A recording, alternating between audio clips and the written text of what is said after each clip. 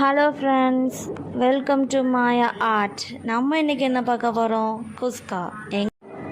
வெங்காயம் தக்காளி நீளமாக நறுக்கி வச்சுக்கிறோம். பச்சை மிளகாவையும் 4 பீஸாக கட் பண்ணி வச்சுக்கலாம். அதுக்கப்புறம் கொஞ்சம் கொத்தமல்லி புதினா தனித்தனியாக எடுத்து வச்சுக்கிறோம். அதுக்கு தேவையான இஞ்சி பேஸ்ட்டையும் நான் அரைச்சி வச்சுக்கிட்டேன். அதுக்கப்புறம் கரம் மசாலா இது எல்லாமே 1 by 1 ஆட் பண்ணிக்கலாம்.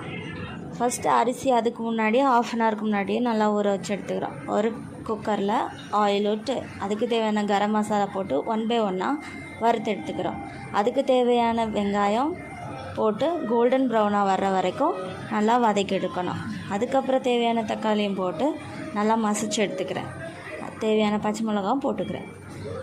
சைட் பை சைடில் கொஞ்சம் கொஞ்சமாக மசாலா பொடியாக ஆட் பண்ணிக்கிறேன். நான் ஆட் பண்ணுறது chilli powder, coriander powder and turmeric powder.